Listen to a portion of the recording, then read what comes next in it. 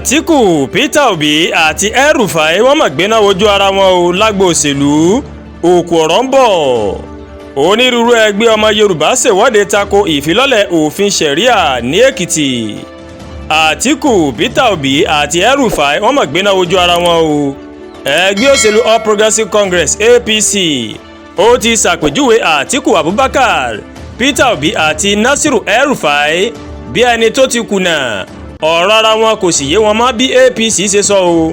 Agbẹnusọ APC Felix Morka Oma ló máa fi àtẹ̀jáde tó ṣàlàyé pé Àtíkù tó fẹ́ di ààrẹ nínú PDP ní 2023, Obi tó díje fúnpò kan náà lábẹ́ ẹgbẹ́ òṣèlú Labour àti El-Rufai tó kúrò nípò gómìnà ìpínlẹ̀ Kaduna. Ó wulẹ̀ ń wá ọ̀nà tí ayé kò fi ní gbàgbé wọn ṣáájú ìdìbò 2023 ni.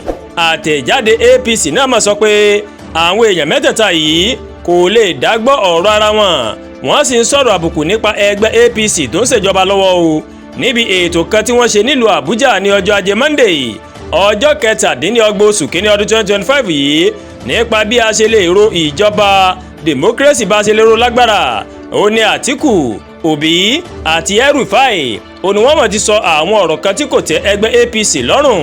Nígbà tí Àtíkù ń sọ̀rọ̀ níbẹ̀, ó mọ̀ ló mọ̀ fi ẹ̀sùn kan APC pé ẹgbẹ́ náà ló ń dá rògbòdìyàn sílẹ̀ nínú ẹgbẹ́ alátakò nípa fífi owó ran àwọn tó ń jí sí aburú lọ́wọ́. Ọ̀rọ̀ Àtíkù yìí pẹ̀lú èyí tí wọ́n ló sọ pé kò yẹ kí kóòtù kó máa dá sí ọ̀rọ̀ ìdìbò ní APC fèsì sí, tó sì kó àwọn ìyókù tí wọ́n jọ sọ̀rọ̀ náà mọ́ pẹ̀lú. Nígbà tó sọ̀rọ̀, wọ́n ní ìyàlẹ́nu mọ̀ ló jẹ́ pé Àtíkù tí kì í yé lọ sí kóòtù lórí ìbò, ó mọ̀ ló máa sọ pé bí ilé ẹjọ́ ṣe ń dá sí ọ̀rọ̀ ìbò ó lè pa democracy, ó lè pa lára o. Democracy Nàìjíríà ó rẹ́sẹ̀ dúró ju èròǹgbà Àtíkù fúnra rẹ̀ lọ nípa òṣèlú. Kò yẹ kí àgbà òṣèlú náà kó máa sọ àwọn ọ̀rọ̀ àṣà bí èyí lágbo òṣèlú.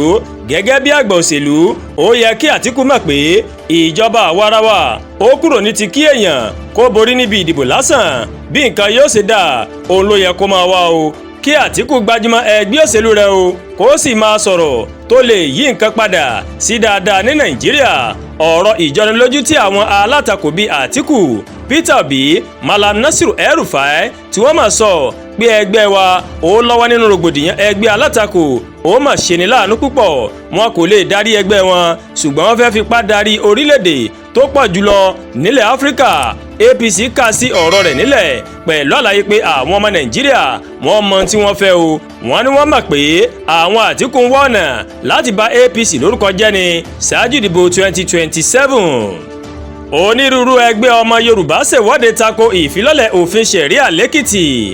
Ọ̀rọ̀ lórí òfin Sharia táwọn èèyàn kan ń gbèrò láti ṣe ìfilọ́lẹ̀ rẹ̀ ní ìpínlẹ̀ Èkìtì ó tún ti bá ọ̀nà mìíràn yọ báyìí lẹ́yìn tí ẹgbẹ́ ọmọ Yorùbá YRA àtàwọn ẹgbẹ́ ajìjàǹgbara fún ilẹ̀ Yorùbá kan wọ́n máa kóra wọn jọ pọ̀ náà máa ṣe ìwọ́de tako ìfilọ́lẹ̀ òfin Sharia ní ìpínlẹ̀ náà. Níwájú ilé ìtura kan lágbègbè Adébáyọ̀ nílùú Adó-Èkìtì làwọn olùfẹ̀hónúhàn náà ó ní wọ́n ti kóra jọ pọ̀ o, níbi tí wọ́n ti ń kọ oríṣiríṣi orin pẹ̀lú ìwé lọ́wọ́ wọn tí wọ́n kọ oríṣiríṣi ọ̀rọ̀ sí bíi a ò fẹ́ Sharia nílẹ̀ Yorùbá, Sharia yóò da ogun sílẹ̀, a ò gba Sharia wọlé o. Àmọ́ àwọn ọlọ́pàá kò gbà wọ́n láyè láti máa rìn káàkiri kí rògbòdìyàn kó má bàa bẹ́ sílẹ̀. Nígbà tó ń bá wọn akọ̀ròyìn sọ̀rọ̀, Kọ́múrèdì Ọpẹ́olúwa Akíọlá mọ̀ sọ pé àwọn tó ń pè fún òfin Sharia nílẹ̀ Yorùbá wọ́n fẹ́ fi dá wàhálà sílẹ̀ ni.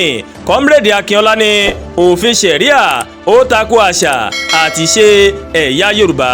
Ọ̀gbẹ́ni Akíọlá wá sọ pé Yorùbá ti ń gbé papọ̀ fún ẹgbẹ̀lẹ́gbẹ̀ láì fi ẹ̀sìn ṣe, ó ní kò sí ipa kankan tí òfin Sharia tó fẹ́ ní o. Báyìí nílẹ̀ Yorùbá, ó wá ké pe ìjọba ìpínlẹ̀ Èkìtì láti má fààyè gba ẹnikẹ́ni láti ṣe ìfilọ́lẹ̀ òfin Sharia ní ìpínlẹ̀ náà.